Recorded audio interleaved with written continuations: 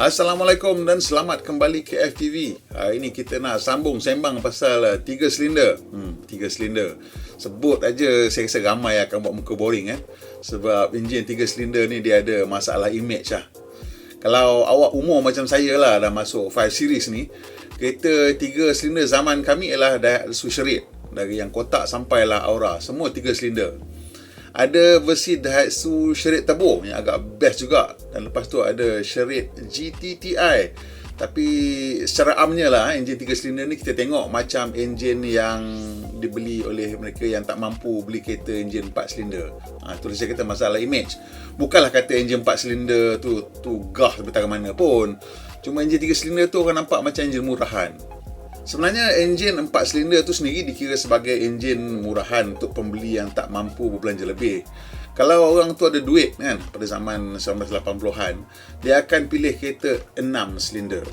Sebab tu kalau kita tengok kereta Jerman ke, kereta Jepun ke, sampai tahun 1980-an, akan menawarkan versi 4 silinder dan 6 silinder. Sebenarnya enjin 3 silinder ni ada banyak kelebihan. Tapi bila kita teringat pada kereta 3 silinder tahun 1980-an dan 1990-an, maka terus kita kembali melihatnya sebagai enjin murahan. Tapi itu dulu geng. Sekarang dah lain.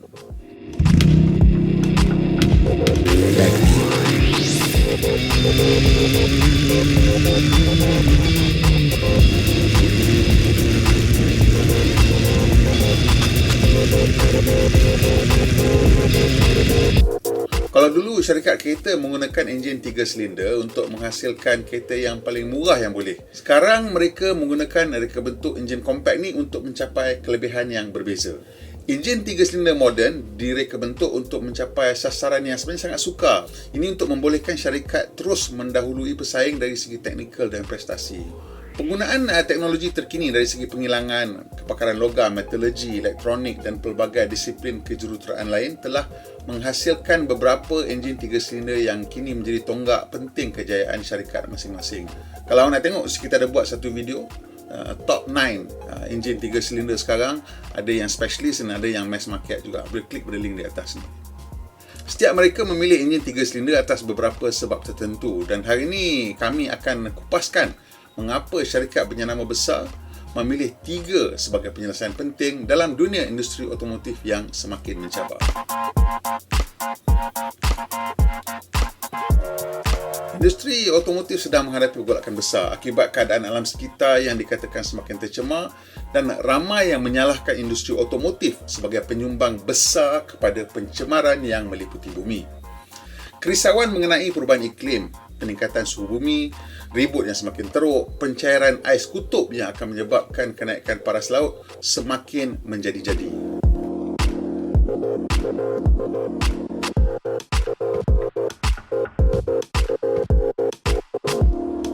Imej kepulauan terpencil semakin tenggelam akibat kenaikan paras laut membuat beberapa negara besar bertindak untuk mengurangkan penghasilan gas rumah hijau dan menetapkan had pencemaran yang dijana oleh kereta dan juga industri. Ini telah mendorong banyak negara untuk meletakkan had pencemaran yang dihasilkan dari segi karbon dioksida dan karbon monoksida dan gas-gas lain yang keluar dari exhaust. Had pencemaran ini sebenarnya adalah had kepada kadar penggunaan bahan api, kerana karbon yang dihasilkan melalui exhaust adalah bergantung kepada jumlah bahan api yang dibakar dalam enjin. Ini memaksa syarikat kereta untuk membangunkan pelbagai teknologi, termasuk kawalan enjin elektronik, kawalan injak yang boleh ubah seperti VTEC, VVT, pacitan terus, direct injection, dan penggunaan proses penghilangan yang canggih dan teknologi sampingan seperti mod pemanduan, butang eco dan teknologi stop start. Ini semua memang mendatangkan perubahan terhadap ekonomi bahan api, tetapi enjin moden dikatakan telah mencapai had kecekapan mereka pada tahap kecekapan haba 40% ataupun thermal efficiency of 40%. Dalam hampir semua sastra futurologi ataupun penelitian masa depan, semua pakar boleh dikatakan bersetuju bahawa tamadun abad mendatang akan bergantung kepada hidrogen sebagai punca kuasa dan elektrik sebagai penjana daya. Hidrogen dikatakan akan menjadi punca kuasa kerana ialah elemen yang paling banyak dalam alam semesta. Semua bintang yang bernyala terang tu dikuasai oleh hidrogen, powered by hydrogen melalui proses nuclear fusion. Namun nuclear fusion ni terlalu jauh lah. Jadi para jurutera sedang mencari teknologi yang boleh menjadi jambatan lah antara kebiasaan kita untuk mencemar, iaitu enjin ICE, dan keperluan masa depan yang tak boleh mencemar langsung, yang lebih mampan. Usaha ni menjurus kepada penggunaan sumber kuasa yang tidak membakar bahan api pada kereta lah. Dan dengan ini terlahir idea sistem campuran ataupun hybrid. Teknologi hybrid ni menggabungkan dua teknologi lama sebenarnya. Dan ianya boleh menjadi efektif sekarang kerana ada sistem kawalan elektronik untuk menggabungkan kedua-duanya. Seperti yang kita tahu, Toyota ialah pelopor teknologi hybrid dengan pelancaran model Prius, dan kini ianya sudah mencapai tahap sebagai teknologi kuasa alternatif paling popular selain daripada enjin pembakaran biasa. Masalahnya, semua orang sedar bahawa teknologi hybrid sebenarnya ialah teknologi sementara. It's a bridging technology, it's a temporary technology, kerana kenderaan elektrik sepenuhnya akan mengambil alih jalan raya kita di masa depan. Isu utama hybrid ialah ia memerlukan ruang tambahan. Dalam enjin biasa kena ada, lepas tu kena letak motor elektrik pula dan juga letak bateri. Pada mulanya, syarikat kereta memadankan sistem hybrid dengan enjin 4 silinder. Kerana itulah enjin yang paling banyak orang hasilkan. Hampir semua syarikat kereta ada enjin 4 silinder. Malangnya, enjin 4 silinder yang sedia ada ni tidak pernah direka bentuk untuk dipadankan dengan sistem hybrid. Dan ini menghasilkan package yang agak besar. Maksudnya, enjin 4 silinder yang dia hasilkan tu dah paling compact lah yang dia boleh buatkan. Tetapi dia orang tak pernah terfikir nak kena letak sesuatu lagi tambah. So, dah reka bentuk kereta semua dah memang untuk 4 silinder tu dah optimize. Jadi, sekarang nak kena cari ruang. Macam mana? Jadi, pada mulanya tak ada masalah sangat kerana sistem hybrid ni disambungkan dengan bateri dan motor yang kecil. Tetapi, sekarang ni lah, perkembangan sekarang ialah setiap syarikat mula meletakkan motor yang lebih besar dan juga bateri yang lebih besar kerana nak mengurangkan pergantungan kepada enjin ICE dan nak melebihkan pergantungan kepada elektrik motor tadi. Ini bagi memenuhi syarat pencemaran yang semakin ketat. Kalau dulu mungkin syarat sasaran lah kadar pengurangan penggunaan bahan api mungkin sekitar 5 hingga 10%, atau kalau paling hebat pula mungkin nak kurangkan sebanyak 15%. Tapi kini syarikat kereta perlu mencari penjimatan 20 hingga 30% jika mereka ingin terus menjual kenderaan tanpa dikenakan denda. Dan dalam tempoh mungkin tahun 2030 atau 2040, banyak negara di Eropah sudah mengatakan kereta tidak boleh menghasilkan sebarang pencemaran. Jadi tak tahulah betul tak betul, tapi katanya 2030 hingga 2040 banyak negara dah convert pergi full elektrik. Jadi penggunaan motor yang lebih besar dan bateri yang lebih berat ni, dia memaksa syarikat kereta untuk mencari penyelesaian enjin ICE yang lebih compact dan berkuasa. Ini sementara nak pergi ke full elektrik lah. Inilah sebab pertama mengapa enjin 3 silinder semakin popular masa kini, kerana ia lebih kecil daripada enjin 4 silinder. Dan ini memberikan mereka lebih ruang untuk sistem hybrid. Ramai yang mungkin berkata penyelesaian 3 silinder adalah penyelesaian pilihan accountant lah.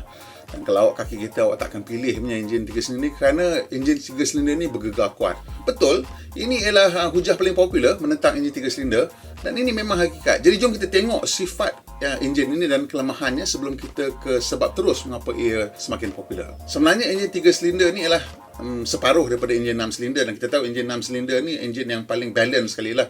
Dia tak ada masalah primary dan secondary balance. Memang enjin tu smooth, dia tak bergegar. Cuma dia ada masalah tentang dia punya moment, atau bila ada tujahan tu dia akan ada gegaran sikit kat situ. Ini kerana dia punya aci engkol dia, sudut dia lah 120 darjah. Jadi kita tengok untuk enjin 3 silinder, dia punya power stroke berlaku pada setiap 240 darjah. Tetapi top dead center to top bottom dead center ialah 180. Jadi nak sampai ke 240 tu ada 60 darjah di mana tak ada kuasa. Dan tiba-tiba kuasa tu datang pada tahap di mana enjin tu macam tengah paling torque dia paling rendah lah. Itu kita rasa bergegar, dan itu juga menyebabkan enjin tu ada macam twisting force lah banyak. Depan ke belakang tu yang nampak gegaran tu.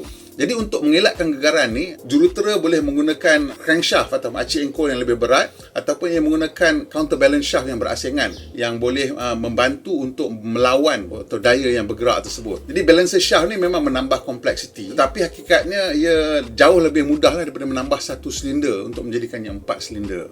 Masalah menggunakan aci engkol yang lebih berat ni, seperti yang kita belajar masa fizik dulu, ialah inertia lah. Ini menyebabkan enjin 3 silinder ni dia tak dapat nak rev up sebegitu laju lah kalau berbanding dengan ia menggunakan aci engkol yang lebih ringan.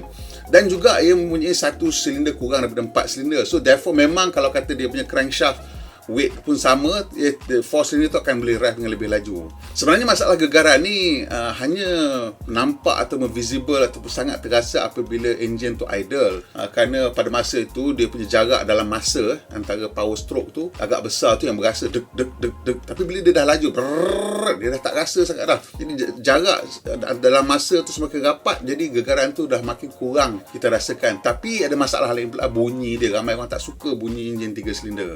Pada saya, faktor bunyi ni sebenarnya subjektif. Kalau dibuat betul, sedap aja bunyi enjin 3 silinder ni. Tak percaya? Cuba awak dengar enjin 3 silinder turbo GR Yaris. Hello. Oh, macam mana? Best kan? Okey, itulah dia dua kelemahan utama enjin 3 silinder, iaitu dia punya gegaran dan juga dia punya enjin mungkin tak rev sebegitu laju. Dan kalau kita nak tambah ketiga ialah bunyi lah.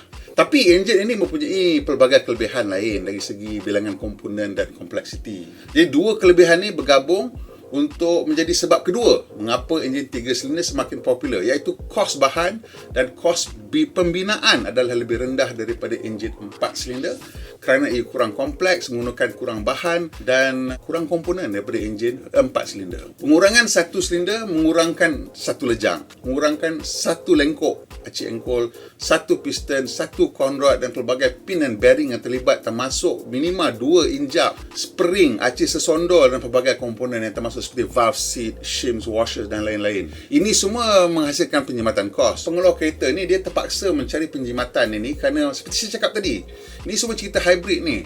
Motor dan bateri yang lebih besar diperlukan sekarang, dan ini bukan saja makan ruang tapi ia juga lebih mahal. Maklumlah, kita ni semua kan kalau boleh nak teknologi yang terkini tapi nak harga tak meningkat-ningkat. Jadi ini mungkin sebabnya kenapa kita lihat enjin 3 silinder digunakan dalam beberapa produk yang tidak disangka-sangkakan. Penjimatan ruang, berat dan kos digunakan dengan pelbagai cara oleh syarikat, daripada syarikat hypercar macam Koenigsegg ke jenama mewah BMW lah, Volvo, sehinggalah jenama biasa seperti macam Toyota, Daihatsu, Pro 2, Nissan, Ford, Hyundai, Kia, Mazda, semua ada enjin 3 silinder.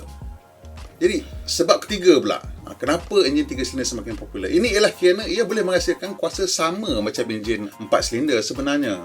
Definisi kuasa ialah kadar penghasilan daya dibahagikan dengan mas. Cakap mudahnya, kuasa ialah hasil dari kadar penggunaan sumber tenaga dan tak ada kena-mengena dengan bilangan silinder ataupun kapasiti enjin itu sendiri. Kalau kita boleh balik ke tahun 1980-an, di mana Formula 1 menggunakan enjin 1.5 liter turbo. Anda mesti ingat bagaimana enjin 4 silinder BMW ini menjana antara 700 dan 800 kuasa kuda dalam race trim dan sehingga 1200 kuasa kuda in qualifying trim. Of course, untuk enjin racing Formula 1 ni turbo lah, bila dia boleh force lagi banyak udara masuk, dia boleh bakar lagi banyak petrol, lagi banyak kuasa yang dihasilkan. Tapi ada trade off lah bila sebuah enjin menjana begitu banyak kuasa. Kalau tak silap saya lah, enjin kelayakan Formula 1 BMW pada masa tu hanya boleh bertahan selama beberapa jam operasi sebelum overhaul. Basically dia tahan untuk satu qualifying weekend dan lepas tu enjin tu dah nak kena overhaul. Dan enjin perlumbaan pula yang 700 hingga 800 kuasa kuda tu hanya boleh bertahan sekitar mungkin 20 jam ataupun 30 jam. Basically dia boleh guna mungkin satu race, mungkin dua race. Tak tentulah, lebih kurang macam tu je sebelum nak kena overhaul.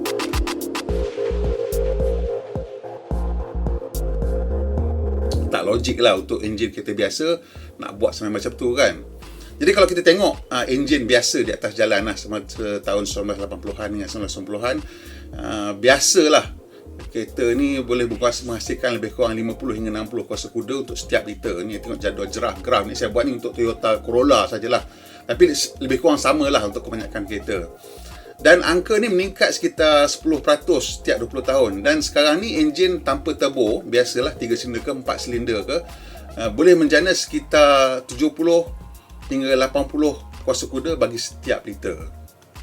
Ni kita cakap pasal enjin biasa lah. Kalau kita kira enjin special macam high performance engine, macam ada Toyota menghasilkan 4AGE yang menggunakan 5 injap satu silinder, dia suruh Yamaha, dia punya anak syarikat dia, untuk menghasilkan satu enjin high revving, just specifically yang ini boleh menghasilkan 100 kuasa kuda untuk setiap liter. Jadi untuk enjin special kita tak usah kita lah.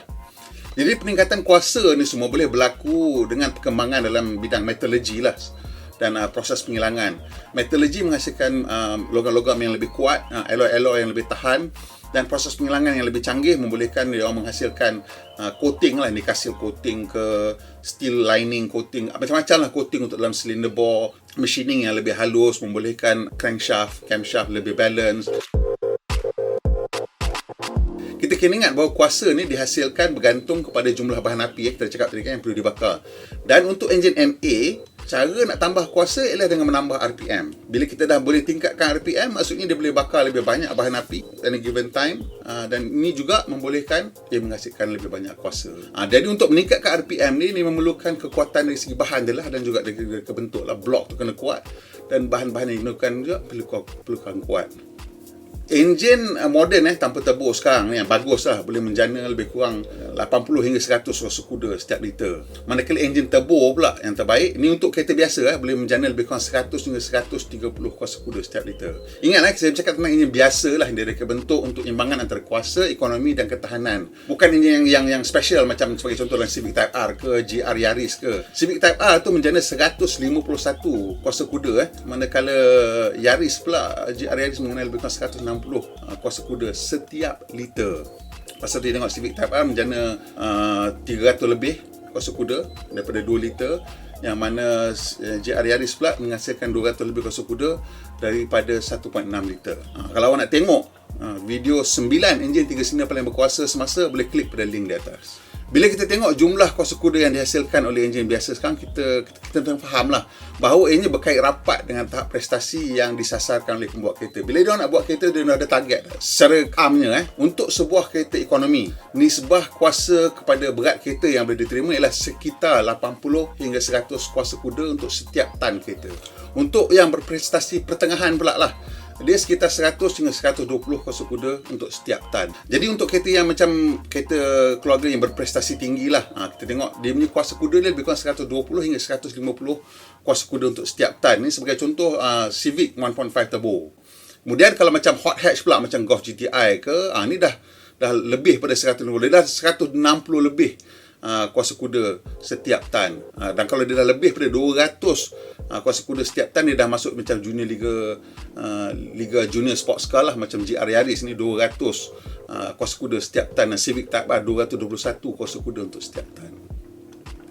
Balik ke dunia nyata pula, kebanyakan kereta segmen A mempunyai berat lebih kurang 800 hingga 1000 kg. Ini tak kira lah hatchback ke sedan, lebih kurang tu dia punya range dia. Produk Azia 850 lebih, Beza 900 lebih, Saga 1000 lebih sikit. So itu segmen A. Untuk segmen B pula, berat dia antara 1000 hingga 1200 kg. Ini kereta macam produk Myvi, Toyota Persona, Honda City, Toyota Vios, Nissan Almera. Ini semua berat antara 1000 hingga 1200 kg. Jadi target kuasa dia adalah antara 100 hingga 120 kuasa kuda. Dan enjin 3 silinder sebenarnya tidak menghadapi masalah lah untuk mencapai angka-angka begini. And of course ada lagi ruang untuk play lah. Setengah orang dia akan fokus lebih pada torque sikit, untuk low speed punya feel kan, benda macam tu. Itu pasal kita tengok sekarang enjin 3 silinder 1 liter ni pula semakin popular. Ini kerana untuk kegunaan tersebut kita boleh gunakan turbo untuk menjanakan antara 100 hingga 125 kuasa kuda daripada setiap liter. Dalam keadaan ekstrim, kita tengok GR Yaris ni kereta dia 1.6 liter 3 silinder menjana lebih 200 kuasa kuda, dan manakala enjin 3 silinder paling berkuasa sekarang 2 liter daripada Koenigsegg menjana 600 kuasa kuda. Jadi kesimpulannya, enjin 3 silinder ni ialah dia compact, kos dia lebih rendah dan tidak mengalami kekurangan kuasa. Manakala kekurangan lah dari segi gegaran boleh diselesaikan dengan menggunakan counterbalance shaft ataupun enjin mounting yang lebih mampu menyerap gegaran. Saya tak tahu berapa lama trend 3 silinder ni akan berterusan, tapi kalau kita tengok pada trend 4 silinder, ianya terus mendominasi industri otomotif. Mungkinkah enjin 3 silinder bakal menggantikan enjin 4 silinder? Apa pendapat anda? Adakah anda boleh menerima sekarang enjin 3 silinder? Kongsikan pendapat anda di bahagian komen. Sampai situ aja video kita kali ini. Kalau awak suka, tolong tekan butang like dan kongsikan dengan kawan-kawan. Kalau belum subscribe, tolong subscribe. Kalau dah subscribe, tolong tekan butang loceng supaya mendapat maklumat terkini bila kita muat naik video terbaru. Pemandu Malaysia, pemandu yang berhemah. Kita jumpa lagi, insya-Allah.